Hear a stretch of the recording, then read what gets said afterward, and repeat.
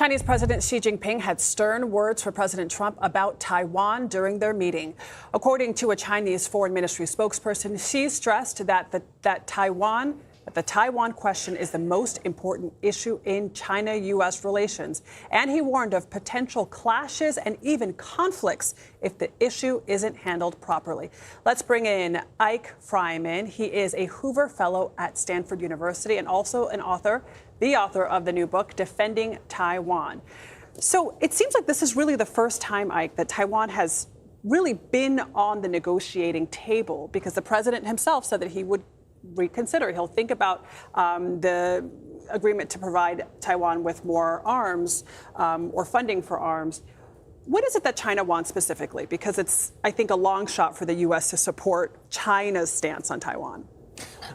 China is feeling confident, and they want to see what they can get. If the president is willing to sell Taiwan for soybeans, that's a deal they'd be happy to take. But Xi Jinping will settle for a mood in which it seems like Trump is considering selling out Taiwan, because that plays into his primary strategy, which is undermining the morale of the people of Taiwan so they elect a more pro-Beijing leader next time. So what is it's been written about, you've written about it in your book, that Xi Jinping is obsessed with Taiwan. What is the obsession with this tiny island? I understand its economic significance, but why is it so important for him to reunify Taiwan with China? For the United States, it's easy to tell a story that Taiwan matters because they make the chips that power the AI revolution. But China cared about Taiwan long before that. And the reason is Taiwan is the unfinished business of the Chinese Civil War. And the question of what Taiwan is really a question of what China is. Xi Jinping thinks that he is the man who will achieve the quote-unquote reunification. He wants to be that agent of China's historical resurrection. And he sees the United States as standing in the way. And you're talking about 1949, when the nationalists in China fled to Taiwan when Mao took over. Let's talk about the importance of semantics to the Chinese government, because what they want here is really a change of language in terms of the U.S. posture toward Taiwan. Explain that to us. Well, the current government in Taiwan says, we won't declare independence, don't worry about that, because we already are an independent country called Taiwan. And that makes Beijing uncomfortable. They won't negotiate with the current leaders in Taiwan. The democratically elected leaders. The democratically elected leaders.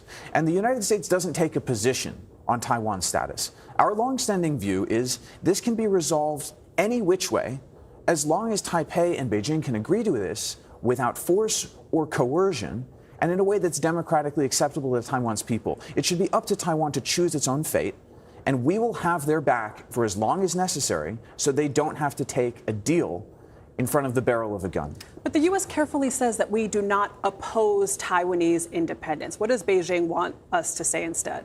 Beijing wants to say that we oppose Taiwan independence as opposed to we do not support Taiwan independence. And this is a language game. It has absolutely no substantive significance, and I have no idea what the president will say. Either way, the substance of the U.S. longstanding one China policy hasn't changed and almost certainly is not going to change. So, full disclosure, I have in-laws who live in Taiwan. But the question for me is, I understand that there are some political members of the political class in Taiwan who would like to see rapprochement with Beijing.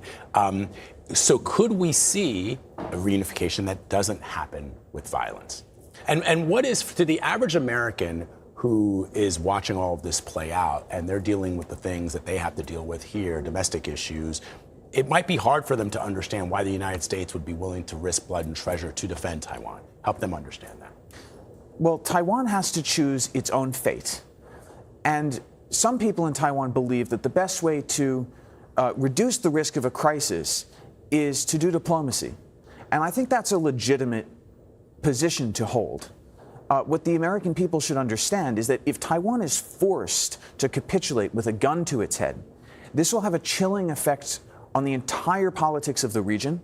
It will lead to China seizing control of the commanding heights of AI, and it will give China the leverage to extort our trading partners and our allies, and eventually to dominate the region and use that to go after us in our hemisphere. This is about what kind of century we want to live in. Why is, just bring it back to the language, because I find this so fascinating. Right. Why is... Well, because the Chinese care very much about language. Why do the Chinese care so much about language? What is the mood that they're trying to shift? Why does the language matter so much to them, how the U.S. verbalizes, our position on Taiwan? Because the fundamental question for China is whether there is such a thing as one China and Taiwan being part of it. And their narrative, which is part of the legitimacy narrative of the Chinese Communist Party, is China has been divided for 100 years because of intervention by hostile foreign forces. First, the Japanese colonialists, and then the Americans.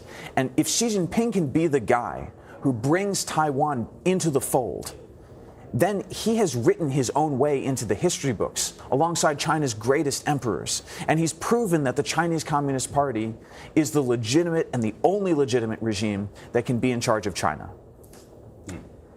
So much is going to unfold, and very interesting that the Chinese were very clear about what Xi Jinping said about Taiwan to President Trump, and then we didn't hear a peep from the White House on that front. Eyck, thank you so much for being here.